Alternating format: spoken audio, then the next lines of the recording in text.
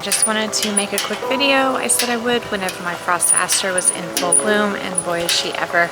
They bloom at the end of summer, early fall, and they are covered in thousands of blooms. So I wanted to bring that out to you guys, let you guys see. So let's check it out.